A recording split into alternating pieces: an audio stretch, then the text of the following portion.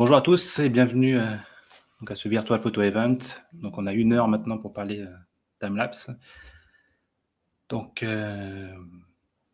encore bienvenue. Donc on va passer directement sur le PowerPoint. J'espère qu'1 heure ça va aller. Donc on va parler du timelapse pour débuter, hein, vraiment si vous voulez un jour vous voulez essayer. Hein. Donc je vais me présenter rapidement. Donc, je m'appelle Laurent, j'ai 38 ans, je suis marié, 2 enfants. Je fais timelapse depuis 2017. Donc entre la vie de famille et le travail, c'est pas toujours évident. Donc là, depuis cet été, je me suis remis un peu plus.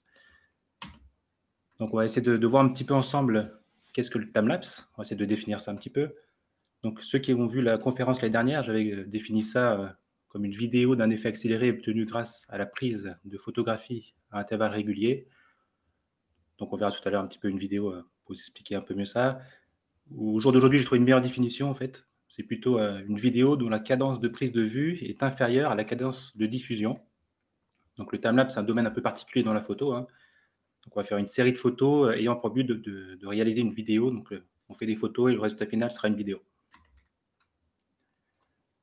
Donc là, on va essayer de comparer un petit peu le timelapse au ralenti, slow motion ou la vidéo standard.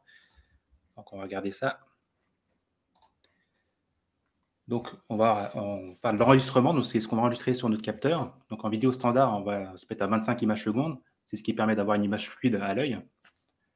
Donc, en 1 seconde, on va enregistrer 25 images. Sur un ralenti, on va régler notre appareil pour faire 100 images par seconde, par exemple. Et pendant un timelapse, on va faire 1 image par seconde. Donc, on a des cadences d'enregistrement sur le capteur qui est différente. Il faut bien différencier ça de la diffusion. Donc, c'est ce qui va être diffusé à l'image, c'est ce que vous allez voir au résultat final. Donc là, j'ai fait une timeline d'1 seconde avec 25 images. Donc là, on apporte les images qu'on avait tout à l'heure en vidéo standard. Donc chaque image va prendre une place dans cette timeline. Donc au final, on aura une vidéo normale. Sur la ralenti, donc on a nos 100 images. Et comme on veut 25 images seulement dans la diffusion, donc on va étirer les images pour avoir 25 images qui va créer cet effet de ralenti, au fait. Donc là, on a ralenti x4. Et dans le timelapse, donc on va prendre nos images toutes les secondes et on va faire une petite compression. En fait, donc là, il va falloir plus d'images pour avoir 1 seconde de timelapse. Donc on va rajouter des images. Donc là, une série d'images. Donc on voit bien que le ralenti, on va étirer le temps. Et au timelapse, on va faire une compression du temps.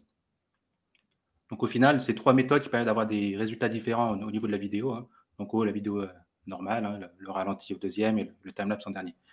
Donc ces 3, on diffuse de la même manière, par contre on enregistre sur le capteur de manière différente.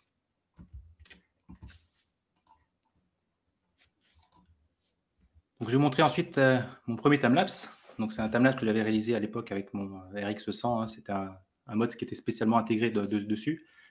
Donc c'était un mode qu'on activait, on réglait son intervalle et ça nous donnait une vidéo directement à la fin, directement dans le boîtier. Donc voilà, de mon balcon. Hein. Donc on voit bien la forme des nuages, le changement de sens.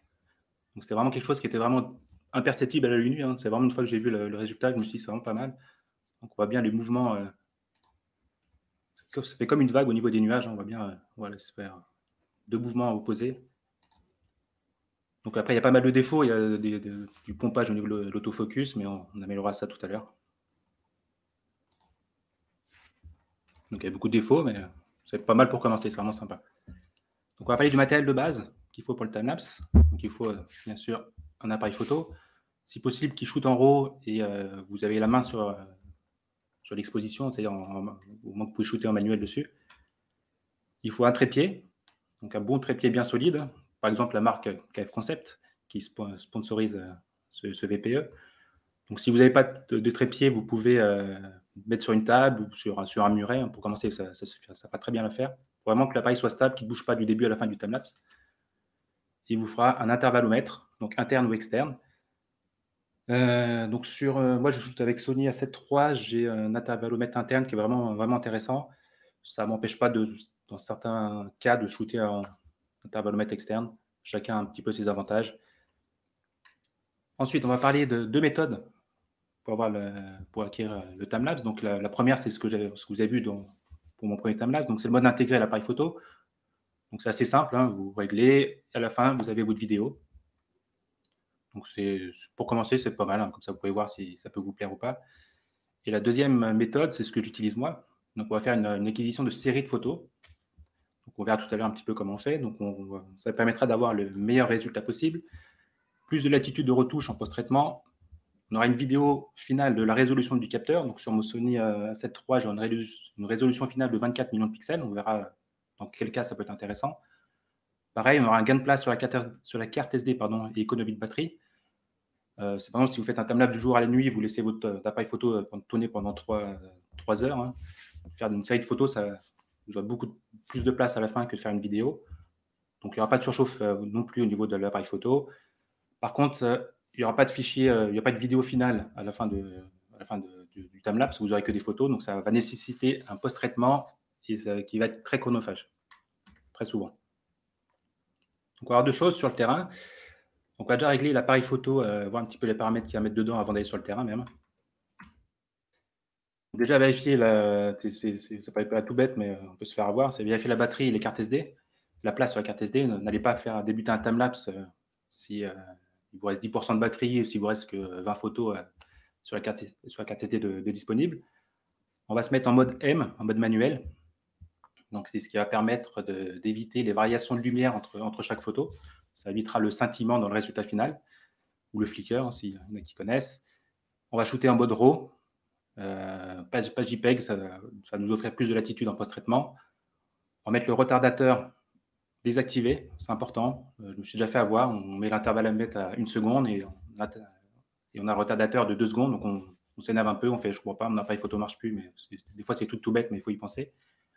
On va désactiver l'autofocus, ça évitera le pompage de l'autofocus. Au fait, il faut vraiment que le focus soit vraiment fixe du début à la fin. La stabilisation off, donc pas besoin de stabilisation, hein, vu que votre appareil photo est vraiment bien posé, bien stabilisé, donc il n'y a pas besoin. Si vous mettez même la stabilisation en on, ça peut même vous créer, si vous avez un capteur ou l'objectif stabilisé, au fait, ça peut même créer des micro-mouvements, donc il faut mieux les activer. La balance des blancs, vous pouvez mettre auto ou fixe, peu importe, hein, shoot au RAW. Donc on pourra toujours modifier ça en post-traitement. Ensuite, un truc qui est important, c'est la réduction du bruit auto. C'est surtout important en ISO élevé. C'est pour tout ce qui est Astro Timelapse, pardon. Au fait, par exemple, vous allez faire un temps de pause de 15 secondes. L'appareil photo va être inutilisable 15 secondes après. Au fait, il va appliquer un traitement de réduction de bruit. Donc, dans ce cas-là, vous aurez trop d'écart entre les photos. Le résultat ne sera pas très beau. Et on va faire, moi, ce que je fais, je ne corrige pas le vignettage ni les aberrations chromatiques. Je fais tout ça en post-traitement. Au niveau de la prise de vue, donc on va faire sa composition hein, en fonction de ce qu'on veut voir. Est-ce qu'on veut voir le ciel, le trafic, les gens qui se déplacent. Donc là, on part sur un phototype paysage. Hein, donc on va se mettre en F5.6, F13 pour avoir plus ou moins une profondeur de champ élevée. Donc ça, c'est vraiment du basique. Hein, ISO 100 au minimum. Et on va régler ensuite le temps de pause pour une exposition correcte. On va éviter de faire des expositions à droite dans le timelapse. Il faut toujours anticiper. Par exemple, vous avez un ciel couvert, il faut toujours anticiper que le soleil peut percer, au fait, et ça va risquer d'avoir une photo cramée, au fait. Et ce qui est important sur l'exposition, il faut toujours exposer pour votre ciel. Sinon, en fait, vous allez avoir le ciel qui va être cramé. On aura je crois que ça s'appelle je sais plus, on aura une tache blanche qui va grossir et rétrécir dans le résultat final. Ça ne va vraiment pas esthétique. Donc ensuite, on va régler l'intervalle. Donc l'intervalle, ça va être en fonction de l'intention que vous donnez dans le timelapse. Donc là, par exemple, je vous ai donné des exemples. Donc si vous voulez faire un mouvement de foule ou un mouvement des étoiles ou un coucher lever de soleil, ça sera des temps de pause, des temps d'intervalle différents, pardon. Donc par exemple, on va partir sur 1 seconde d'intervalle et vous faites votre exposition et votre appareil photo vous dit qu'il faut 2 secondes d'intervalle pour avoir une expo correcte. Donc dans ce cas-là, il va falloir jouer sur le triangle d'exposition pour diminuer ce temps de pause. Donc on va ouvrir le diaphragme, augmenter les ISO. Et on va faire attention que pour 1 seconde d'intervalle, n'utilisez pas un temps de pause d'1 seconde, en fait. L'appareil photo, une fois qu'il va prendre la photo, il y a un temps pour que la photo soit inscrite sur la carte SD, ce qu'on appelle le buffer. Donc, il faut toujours faire attention. Donc, ça dépend des appareils photo, donc il faut tester ce qui est capable de votre appareil photo. Donc, il faut toujours faire attention, le temps de pause avec le buffer, que ce soit toujours inférieur à l'intervalle. Ensuite, donc, on a désactivé l'autofocus, ne pas oublier de faire la mise au point. Ça sent le vécu. Et ensuite, on va régler le nombre de prises de vue. Donc ici, sur l'exemple que j'ai montré, j'ai fait 300 poses. Donc on aura un timelapse final de 12 secondes. Donc là, on est prêt, on a réglé notre appareil photo, tout est prêt. On va pouvoir lancer l'acquisition du timelapse. Donc là, c'est une petite formule pour savoir combien de temps vous allez rester sur place. Donc c'est l'intervalle avec la cadence d'image de diffusion et le temps de la vidéo finale désirée, en fait. Donc pour ça, il existe des applications comme Timelapse Calculator. Donc là, on va faire un timelapse intervalle d'1 seconde, 300 photos. Donc on va voir que sur place, on va rester 5 minutes. Donc c'est un timelapse assez rapide. Vous pouvez le faire avec votre petite famille si vous faites une sortie. C'est très facilement réalisable. Et ensuite, le clip final, donc ça sera diffusé en 25 fps et on voit que ça nous fait un clip de 12 secondes. Vous pouvez juste faire un petit rappel des résolutions vidéo. Donc le Full HD, la 4K, la 6K, la 8K, je vous ai marqué les résolutions. Donc on peut voir pour un fichier 4K UHD, il faut à peu près 8 millions de pixels. Donc même avec un vieil appareil photo, je sais pas, un 1100D, je crois qu'il fait 12 millions de pixels, vous pouvez faire des timelapses en 4K de bonne qualité. Vous serez peut-être plus limité par rapport à la dynamique ou par rapport à la montée en ISO, mais vous pouvez très bien faire des beaux timelapses avec un 1100D ou équivalent. Ensuite, donc là, le timelapse est fini. Vous allez rentrer chez vous. Donc, il va vider vos cartes SD dans l'ordinateur. L'astuce, si vous commencez, rangez bien vos fichiers, parce qu'au bout d'un moment, vous allez retrouver avec des gigas, même des terras de fichiers photos. Donc, commencez directement à bien les classer, soyez assez organisés. Et donc, après, je ne pouvais pas vous parler de timelapse sans parler d'LR Timelapse. Donc, LR Timelapse, c'est un logiciel qui est dédié au timelapse, qui va marcher avec Lightroom.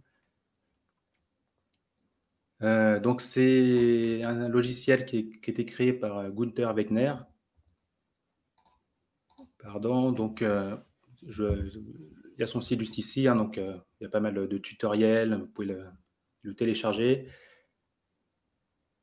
Donc il y a une licence, c'est pour la version professionnelle. Vous pouvez utiliser gratuitement jusqu'à 399 photos. Donc dans notre exemple, on est à 300 photos, donc vous pouvez très bien faire le même timelapse que j'ai fait là avec la version gratuite. Donc, ensuite, on va passer au traitement sur PC.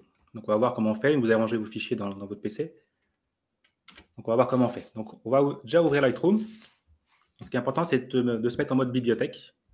On verra tout à l'heure pourquoi. Et ensuite, on lance LR Timelapse. Donc, on va voir un petit peu comment ça se présente. Donc, ici, en bas à gauche, on a notre arborescence quasiment Windows. Donc, on va cliquer sur notre fichier, sur notre dossier où il y a nos photos. Pardon. Ici, vous allez en bas à droite, vous allez voir les paramètres de vos photos. Donc, ici, vous avez le nom des photos, vous allez voir l'intervalle, l'ouverture, la vitesse, l'ISO. Donc là, pour ce timelapse-là, pardon, j'étais à ISO 400, 1/13e de seconde, f4.5. Je l'avais fait avec mon RX100 aussi, celui-là, je crois. Ouais, RX100. Donc là, il va charger les fichiers.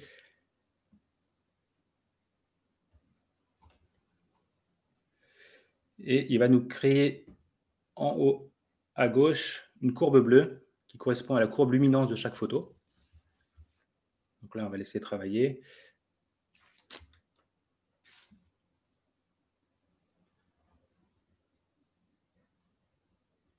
Qu'est-ce que je peux vous dire d'autre là-dessus? Donc, on voit tous les paramètres. Donc après, pour avoir aussi une preview, on va laisser terminer. Donc là, voilà, c'est un timelapse, c'est vraiment qu'on va faire en temps réel.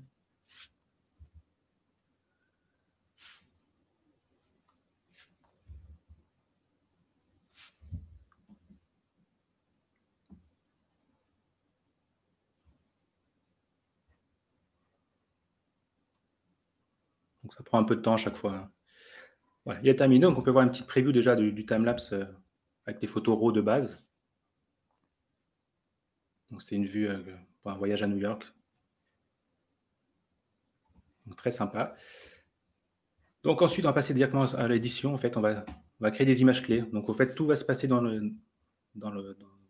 dans l'onglet en haut à droite, pardon. Donc, on va suivre les icônes un par un, tout bêtement. Donc, on va créer des images clés.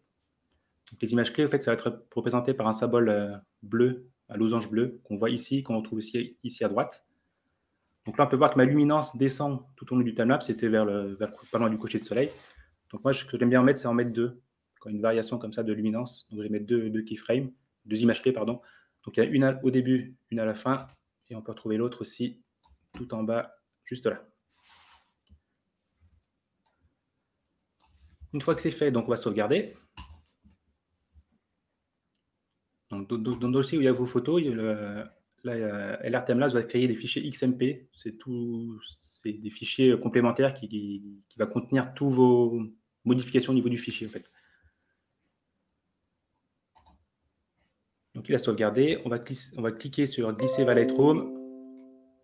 On l'importe dans Lightroom. Et important d'être en mode bibliothèque, sinon ça ne marchera pas. Et vous relâchez ici.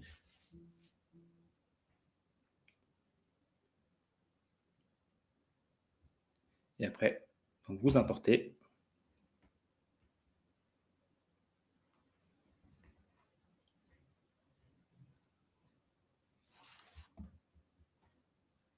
Donc il importe toutes les photos. Donc au fait, les images clés qu'on avait au début à la fin, en fait, il va les assigner d'une note 4 étoiles. Là, je vais juste l'accélérer un petit peu, sinon on ne va pas avoir le temps.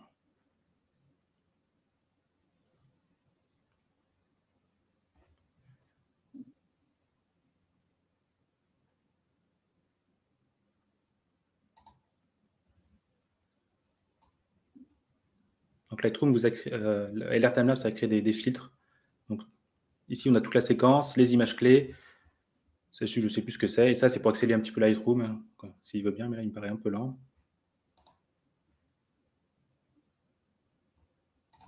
Bon, je vais mettre les images clés. Non.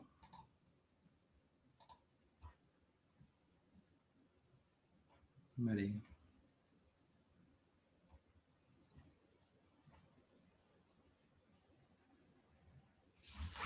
On va laisser terminer.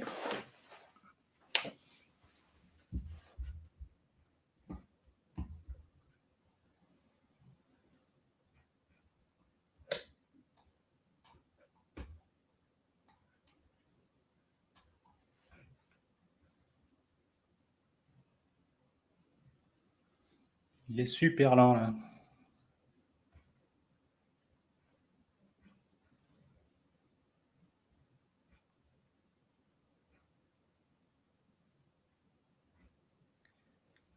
Est-ce que j'avais fait sauvegarder ou pas, moi? Non, j'ai oublié de faire l'étape sauvegarder. Donc, je vais faire sauvegarder. Hop, on va glisser dans Lightroom.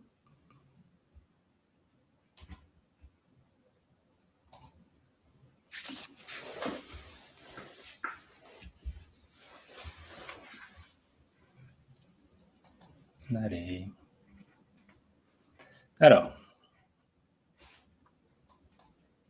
Voilà. J'ai vu les étoiles passer. Voilà, donc on peut voir que la première keyframe, donc il a mis 4 étoiles. Donc on va passer. Ce n'est que les images clés.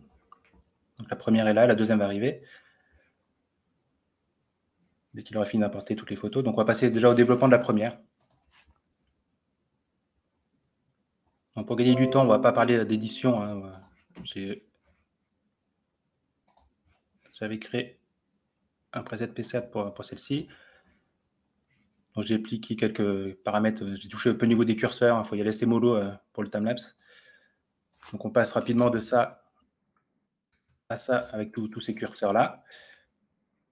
Donc là, il devrait m'afficher. Donc la deuxième image clé. Une fois que vous êtes content avec le résultat de vos premières photos, en fait, vous allez cliquer avec CTRL sur la première et la deuxième photo. Vous allez faire Script. C'est important de passer par là. Il ne faut surtout pas passer par synchroniser. Script. LRTMLabs Sync Keyframe. Donc, on va cliquer dessus. Et ça va appliquer les paramètres de la première photo sur la deuxième. On passe à la deuxième. Donc là, on la réédite un petit peu entre les deux. Donc là, je touche rapidement quelques curseurs.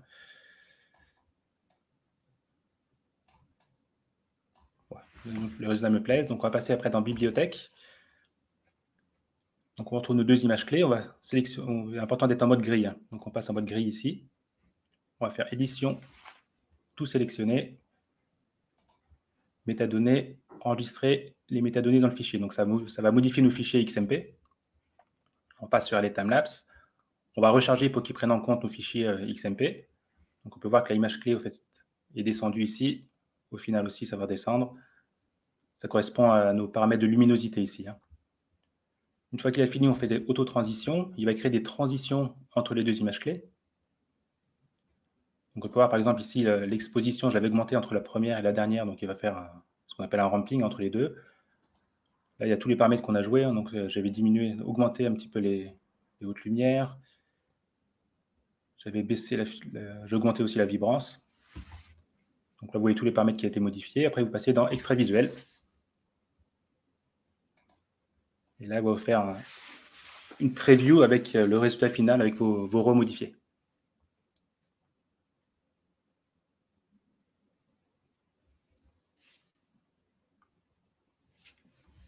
Donc là, on peut voir qu'il y a une autre courbe qui apparaît, une courbe rose, qui correspond toujours à une courbe de luminosité avec le résultat final. Donc sur ce timelapse-là, j'ai de la chance d'une courbe qui sera assez rectiligne à la fin. Mais il peut arriver dans certains cas que vous avez, dans certains cas, vous allez avoir une courbe qui n'est pas du tout linéaire. Je vais vous montrer un autre exemple.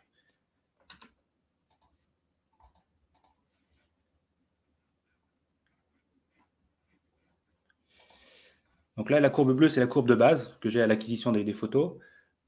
Donc on peut voir ce que ça donnait. Donc là, j'ai exposé pour mon ciel, hein. C'est pour ça que le premier plan est très sous-exposé. J'ai appliqué tout le processus qu'on a vu tout à l'heure. J'ai créé un extrait visuel. Et voilà, j'ai la courbe rose qui est très en dents de scie, hein. Donc on peut voir qu'il y a un peu de flicker, on fait du scintillement au niveau du ciel. C'est pas du tout beau en timelapse. Donc pour corriger ça, je vais prendre une sélection au niveau du ciel. On va prendre une zone qu'on voit ici en bleu. C'est une zone où l'exposition n'est pas supposée changer rapidement, en fait. Donc le ciel, c'est souvent très bien. On va appliquer ce qu'on appelle une suppression du clignotement visuel, donc qui correspond à la courbe verte. Et l'assistant, en fait, là, va coller la courbe rose sur la courbe verte. Donc on peut voir sur la courbe rouge tous les traitements qu'il va appliquer au niveau de la luminosité pour pouvoir avoir un résultat correct. Donc là, il va refaire tous ces calculs à chaque fois. Et après, voilà, le résultat final. Donc on a une courbe bien lisse. C'est ce qu'on cherche à avoir. Et on va voir quand on fait une petite lecture, il n'y a plus de scintillement au niveau du ciel, c'est vraiment top. Voilà, c'est pour l'exemple. Donc dans notre cas à nous, LR Timelapse, donc là, il va nous faire une courbe vraiment bien droite. On va laisser terminer.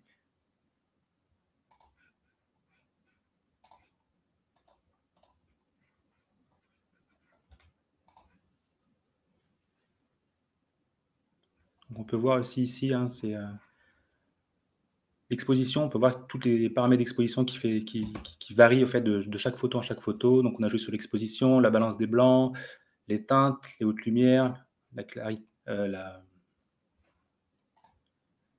comment ça s'appelle déjà, la clarté, pardon, la vibrance. Donc on peut voir tous les paramètres ici qui se modifient de photo en photo. Donc dans l'exemple là, j'ai une courbe déjà qui est bien lisse à la fin, donc je n'aurai pas besoin d'appliquer la suppression du clignotement visuel. Il a bientôt fini.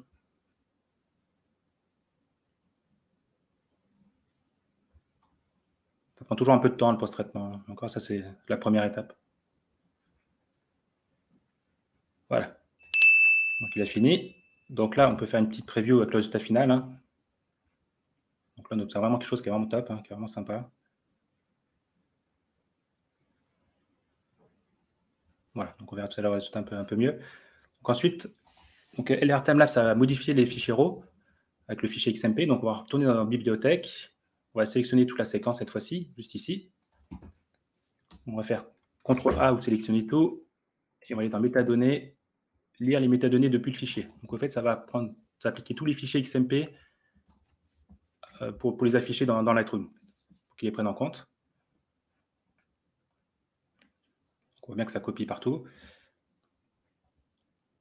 Pour accélérer un petit peu, normalement, on devait attendre que le traitement se termine. Hein. Une fois que c'est fini, vous allez dans Fichier, Exporter. Et vous avez un module spécial LR Timelapse. Donc, il est important de passer par ici, LR Timelapse.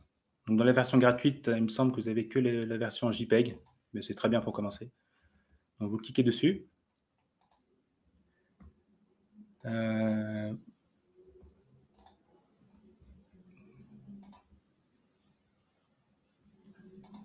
reclique sur mon dossier, sinon ça ne passera pas. Donc, vous faites Exporter.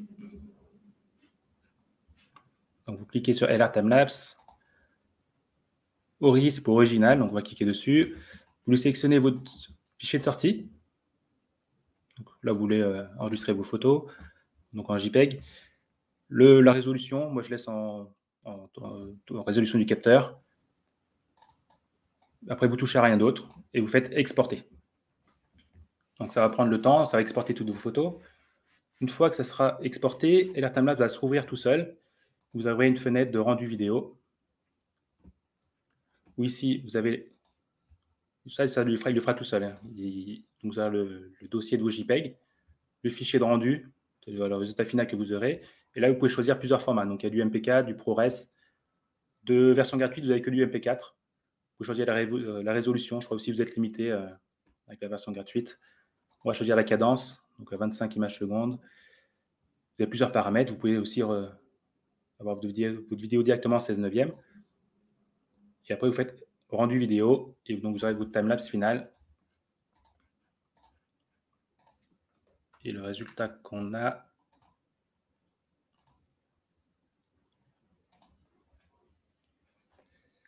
ce qu'on obtient à la fin. Donc, c'est vraiment sympa. Le mouvement des bateaux, du trafic. Pas trop de nuages, un peu dommage. Rien que le mouvement des bateaux, c'est vraiment marrant, je trouve.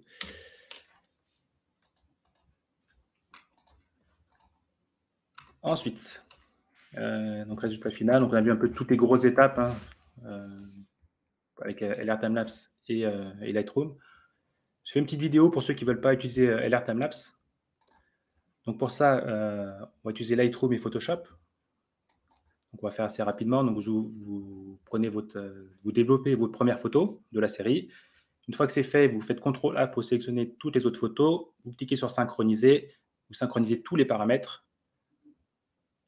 Ça va appliquer les paramètres de la première photo sur toutes les autres. Ensuite, vous allez dans Fichier, Exporter. Donc là, on ne passe pas par LR Timelapse, vous passez par le rendu JPEG standard. Hein. Vous exportez tout. Une fois que c'est fait, vous allez dans... Je vais mettre en pause, c'est un peu vite. Vous passez dans Photoshop. Vous ouvrez le fichier où il y a vos fichiers JPEG résultants. Vous sélectionnez la première photo. Ce qui est important, c'est que sélectionnez séquence d'images. Vous faites ouvrir. Donc là, il va demander de choisir une cadence, donc 25 images secondes. Et ensuite, tout en dessous de Photoshop, vous allez avoir une timeline, faites comme dans After Effects ou Premiere Pro. Si vous n'avez pas l'onglet montage, il faut aller dans Fenêtre et Montage. Donc là, la résolution est résolution du capteur, donc 20 millions de pixels. Donc là, on va réduire pour avoir un fichier 4K final. Donc on va cliquer dans Image, taille de l'image. Et on va passer en 3840 par 2160, c'est du 4K UHD. On fait OK. Pareil, pour avoir une petite preview du résultat final en cliquant sur Play en bas.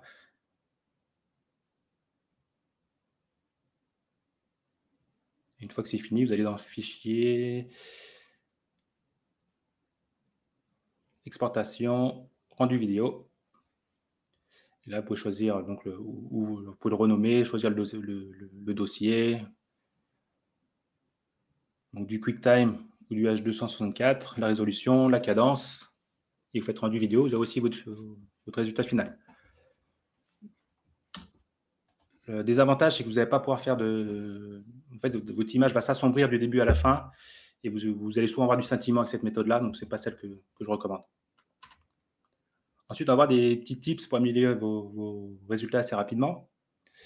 Donc, pour le temps de pause, essayez au maximum d'avoir ce qu'on appelle la règle du temps de pause égale un demi-intervalle.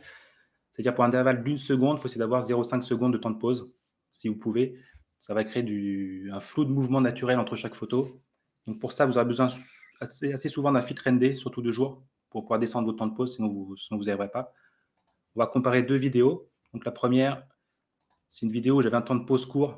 Donc on peut voir que si je fais un arrêt sur une image, toute l'image est nette au fait. Hein. Il n'y a pas de flou de mouvement entre chaque image. Mais bon, au final, je l'aime bien ce timelapse, donc je l'ai gardé quand même. Et après, je vous montre un autre timelapse où cette fois-ci, j'étais à 1 seconde, 0,5 secondes de temps de pause pour 1 seconde d'intervalle. Et là, on peut voir que si je fais pause, on voit du flou de mouvement qui va créer. C'est plus agréable à l'œil, en fait. C'est un timelapse la semaine dernière. Voilà, donc essayez d'utiliser la règle du temps de pause égale demi-intervalle. Ensuite, vous pouvez encore améliorer vos timelapses. Donc pour ça, il faudra des logiciels, hein, donc After Effects ou Premiere Pro. Donc, ce qu'on va pouvoir faire, c'est stabiliser la vidéo finale si jamais l'appareil peut bouger. Donc pour ça, il faut vraiment avoir le plus stable possible à l'acquisition. Ça vous fera du travail en moins en post-traitement. On va faire du nettoyage aussi au niveau du timelapse. On va nettoyer les tâches de capteur. Ça, c'est une horreur à nettoyer. C'est vraiment pas évident. Donc le mieux, c'est avant de commencer vos timelapse, nettoyer vos objectifs et ayez un capteur propre le plus possible. On va supprimer aussi les oiseaux, les éléments perturbateurs. En fait, les oiseaux, c'est pas très beau en timelapse. En fait, ça va faire des points noirs qui vont apparaître tout au long de l'image. En fait, sur une image, vous allez avoir un oiseau. L'image après, vous avez pu le voir. Donc, ça va vraiment perturber la lecture du timelapse. Donc ça se fait en post-traitement. On va pouvoir corriger le scintillement. Si jamais LR Timelapse n'a pas fait correctement son travail. Normalement, LR Timelapse gère très bien le scintillement. Si jamais il y a encore du scintillement, c'est souvent du scintillement qu'on appelle de contraste. En fait, c'est que vous avez été trop fort sur vos curseurs. Donc, il y a des méthodes pour essayer de trouver quel curseur a causé le scintillement. Ou sinon, il y a des plugins sur After Effects et Premiere Pro qui s'appellent Flicker Free qui sauvent pas mal de timelapse des fois. Je ne sais pas quelle heure il est. Oui, c'est bon. Ensuite, vous pouvez aussi appliquer un denoiser, en fait. Souvent, moi, j'utilise Need Video. En fait, c'est important, vu qu'on expose beaucoup pour le ciel, au fait, on a souvent le premier plan qui est sous-exposé, donc ça permet de corriger un petit peu le bruit. On a pas mal de bruit. Même pour l'astrophotographie, ça peut être pas mal pour les résultats finaux de la vidéo. Et après, donc, on peut appliquer des luttes en post-production, des mouvements en post-production. En fait, il ne faut pas oublier qu'on a une vidéo de 24 millions de pixels. On peut ajouter des bandes noires, des vidéos. Je vais montrer ça en vidéo. Donc là, c'est notre timelapse de base, hein, sorti de LR Timelapse et Lightroom. Donc là, c'est la résolution à 20 millions de pixels. Le cadre rouge, c'est la version, c'est du 4K UHD. Donc en post-production, on va pouvoir faire du panoramique. On pourra faire du tilt aussi. Donc tout ça, c'est sans perte de résolution. Hein. On pourra faire aussi dézoomer, zoomer.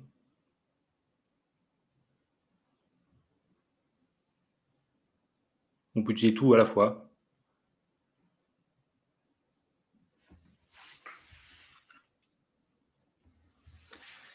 Ensuite, on peut appliquer une petite lutte. Donc, ça améliore. Après, on peut mettre les bandes noires, un peu de musique. Et là, pour le début d'un film, c'est pas mal.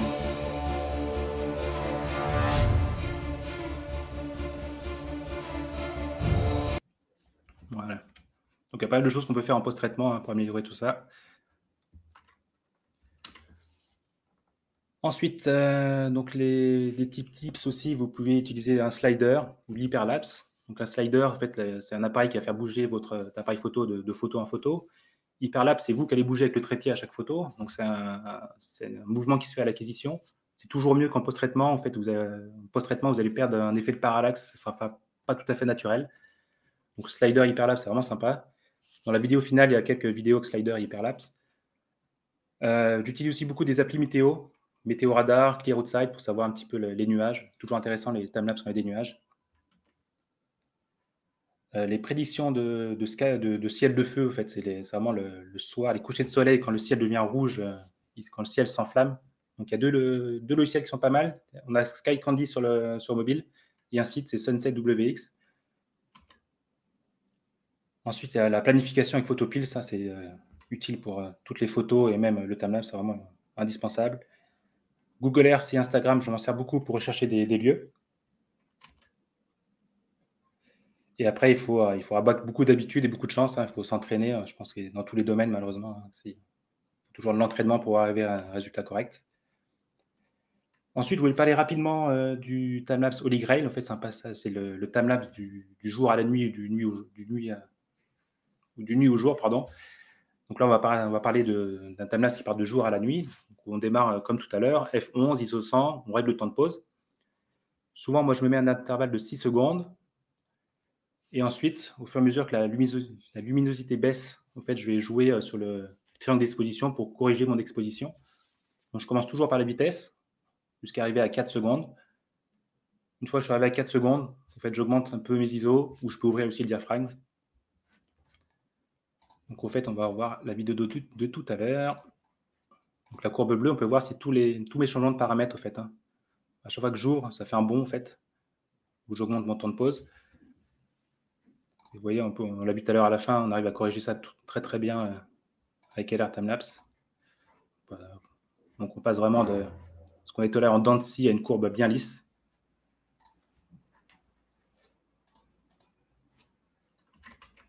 Donc ensuite, j'ai terminé avec quelques chaînes YouTube que je vous recommande si vous voulez en apprendre un peu plus. Donc il y a Gunther Wegner, c'est l'inventeur de LR Timelapse. Il y a beaucoup d'astuces à apprendre. Il y a Emeric Timelapse, il m'a appris beaucoup de choses. Il fait aussi des formations payantes, mais vous apprendrez vraiment beaucoup de choses. Il y en a plein d'autres. Je vous ai mis tous les liens. Si vous voulez me suivre, j'ai une chaîne YouTube où je poste quelques timelapses. Je ne suis pas très assidu sur les réseaux sociaux. Quelques timelapses sur Instagram, si vous voulez me contacter. Donc, je voudrais aussi remercier donc, du coup Laurie et Xavier pour ce VPE. Merci à vous d'avoir participé à cette conférence. Merci à ma femme et mes enfants pour leur patience, parce que je les soupe pas mal. Et on va terminer par un résultat final de ce que je peux faire avec le timelapse. Je vais passer au début. Voilà.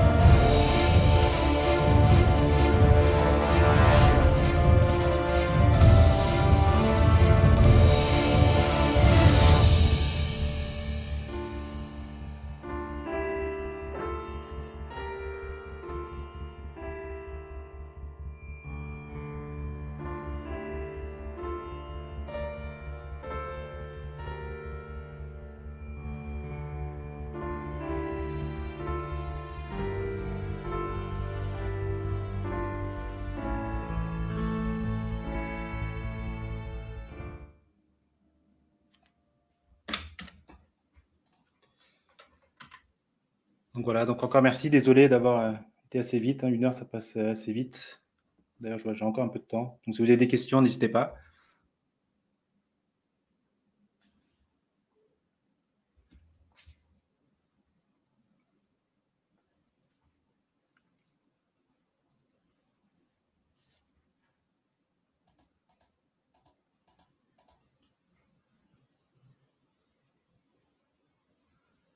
Je m'excuse, je ne suis pas super à l'aise devant une caméra non plus.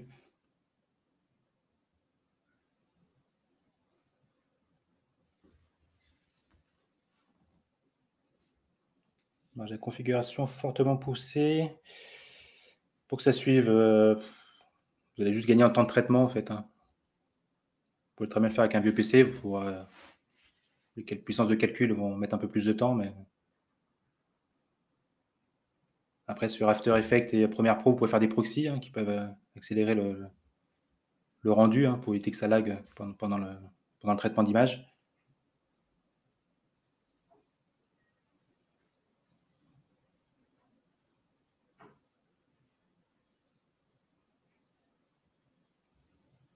comment je fais pour changer mes paramètres? Donc c'est pas l'idéal, hein. Moi, je change mes paramètres en bougeant les molettes, hein. L'idéal, ça serait de faire ça avec en externe, avec un boîtier externe ou sur le téléphone.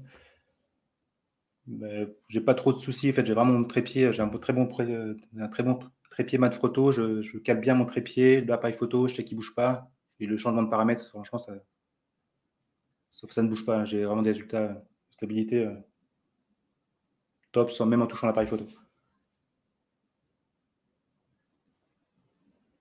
Comment je calcule quand il faut changer? Au fait, c'est, vous pouvez vous aider de l'histogramme. Donc, vous pouvez, dès que vous voyez que l'histogramme, déjà, il ne faut jamais que l'histogramme touche à droite, comme on a vu tout à l'heure.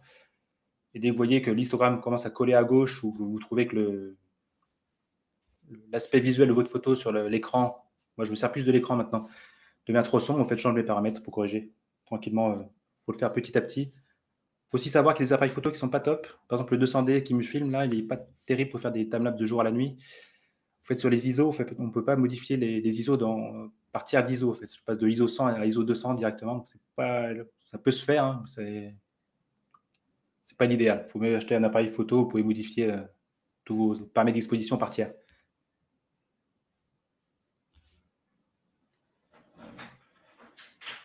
Pour faire un timelapse en mouvement, donc j'utilise un slider. Ou sinon, si je fais un hyperlapse, oui, je bouge mon trépied à chaque fois. En fait. Donc, je prends ma photo, je bouge mon trépied, je refais ma compo, je prends la photo, je rebouge le trépied, je refais ma compo, je fais la photo, ça prend beaucoup de temps. Beaucoup de temps à la prise de vue et post-traitement, c'est très difficile. La stabilisation, ça demande du temps. Le plus long timelapse que j'ai fait, sur place, je reste peut-être les astro timelapse 4-5 heures. De jour à la nuit, je reste entre 2 et 3 heures.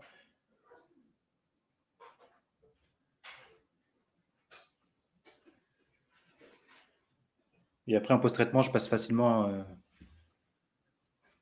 1 à 2 semaines pour un timelapse. Des fois, passer 2-3 heures par soir à travailler dessus.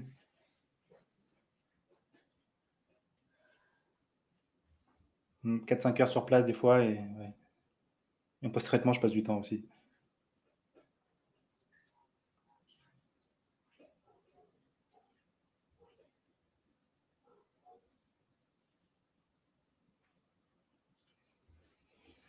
Pour la correction de l'objectif, je ne pense pas que ça change quelque chose, hein, de le faire sous le boîtier. Il faut voir au niveau du buffer si ça peut changer quelque chose. Je ne sais pas si il applique un traitement. Essayez avec le buffer, essayez de vous mettre à 0,5 secondes et avec 1 seconde d'intervalle. Essayez avec et sans, vous voyez si ça change quelque chose. Si ça change rien, vous pouvez le faire du boîtier directement. Après, Lightroom, franchement, elle le gère très bien. Donc, moi,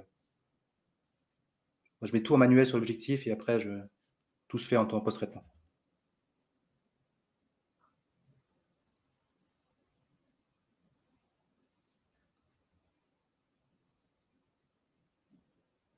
En tant que mon timelapse se passe, quelques vidéos YouTube, des podcasts. Il y a pas mal de gens aussi qui s'arrêtent, hein, qui vous demandent ce que vous faites. Hein. Des fois, il y en a qui passent, qui repassent 2 heures après, ils ne vous ont pas vu bouger.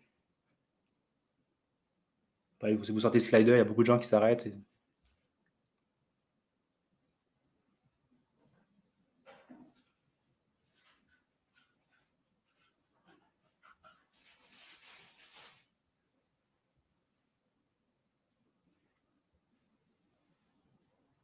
Pareil, les matins, si vous faites un timelapse du matin, vous prenez un petit déjeuner, c'est sympa. Petit déjeuner avec le lever de soleil, là, c'est magnifique. Je vous invite à tester. Hein. Faites-vous un lever de lune, un lever de soleil, coucher de soleil. Bref, des astro timelapse, c'est vraiment sympa. Résultat final, vous avez besoin de sentir la Terre tourner, c'est vraiment intéressant.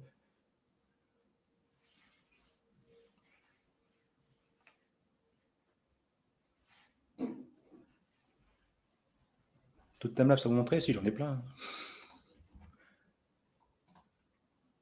Je vous montre mes derniers si vous voulez un petit peu. Je ne sais pas si j'ai 2021. Je vous montre les derniers que j'ai fait, par exemple.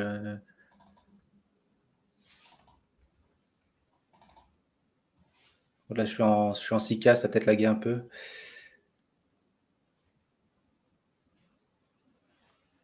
Tenue chaude pour l'hiver, ouais.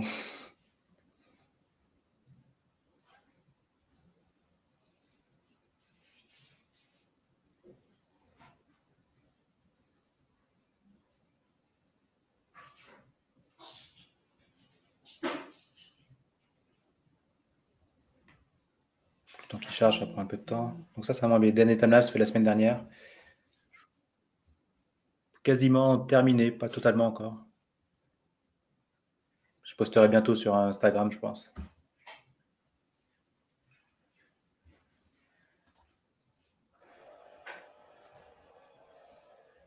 Faut aussi le coucher de soleil. Non, on l'a vu tout à l'heure, ça.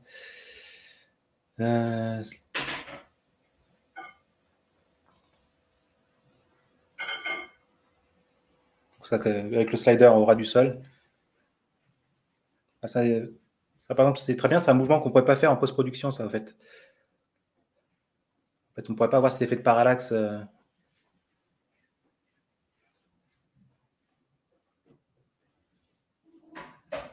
Désolé hein, pour la 6K, mon PC il est un peu. Il y a 3-4 ans, donc il commence à dater un peu. Mais...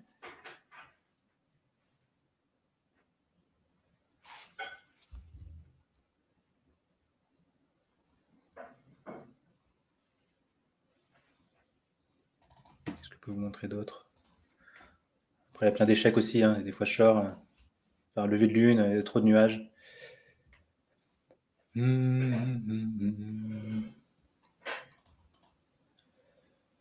peux vous montrer. Alors, je ne sais plus où c'est. Hyperlapse.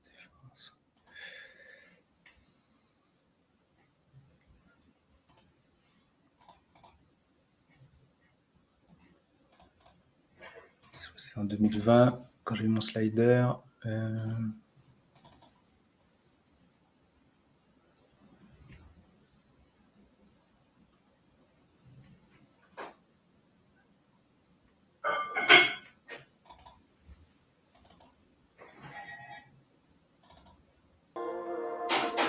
J'aime bien aussi celui-là. Ça, je l'ai mis sur Instagram ou sur YouTube.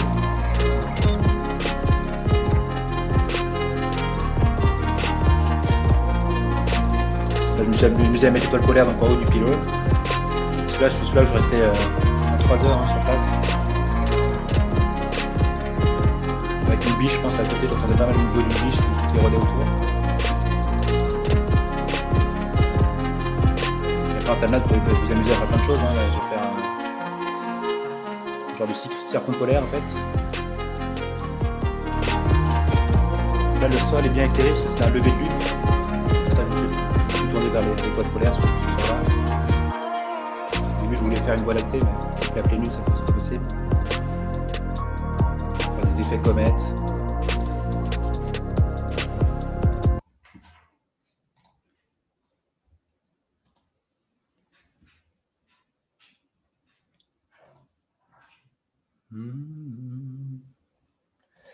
Si je peux vous montrer celui-là aussi.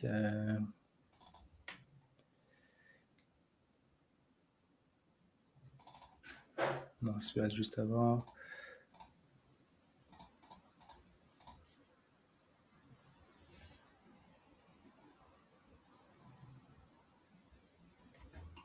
Bah, il est tout récent, je l'ai mis où celui-là? Il est là, je crois. Après, je pense que c'est un truc fait avec Photopills, au fait. Donc, j'essaie de calculer la Photopills, faut que je m'améliore un petit peu. Je veux que la lune passe exactement à cet endroit-là, en fait. Mais j'étais sur un pont, donc j'ai mal calculé la hauteur du pont, donc du coup, ça m'a décalé ma lune sur le résultat final. Et résultat final, donc la lune est passée au-dessus. Dommage. Je réessayerai. C'est pas mal de nuages.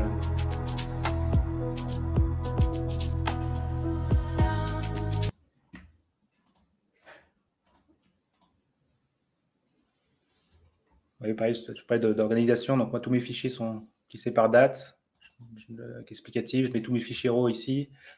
J'ai un fichier de rendu vidéo, source externe pour les vidéos, pour les musiques que je vais chercher ailleurs. Montage, j'enregistre tout ce qui est fait sur After Effects et Premiere. Comme ça, je peux revenir dessus facilement dessus. Enfin, après. Après, il y a plein que je n'ai pas traité non plus encore. Slider, défense.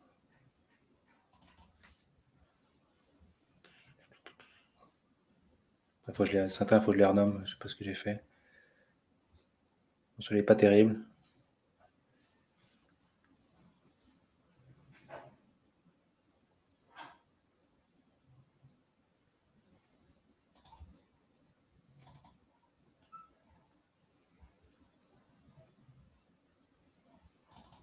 Celui-là est pas mal. C'était fait pendant le confinement, donc il n'y a pas beaucoup de trafic. Un peu dommage. Et les nuages étaient sympas.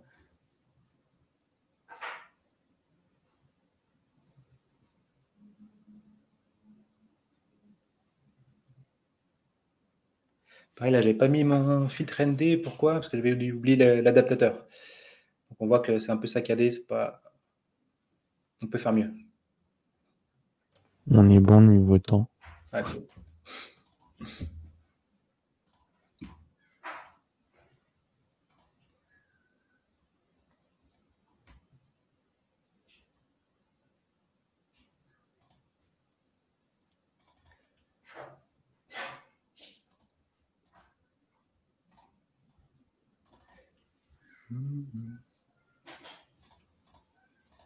Il y en a des sympas aussi là-dedans. Tu m'entends? Ouais. Terminé? Ouais, c'est bon. Enfin, okay. Tu peux conclure. Ok. Bon, bah encore merci à tous. Désolé d'avoir été vite dans la première partie. Hein. Je pensais vraiment pas avoir le temps à 1 heure. Et puis, comme je vous ai dit, je suis pas vraiment à l'aise devant une caméra. Voilà, donc j'espère que ça vous a plu. N'hésitez pas à faire du timelapse, c'est sympa. Si vous voulez quelques conseils, n'hésitez pas à me demander sur Discord ou même contacter en privé, il n'y a pas de souci. Donc voilà, donc merci beaucoup. Merci encore à Laurie et Xavier. Et je vous dis à bientôt.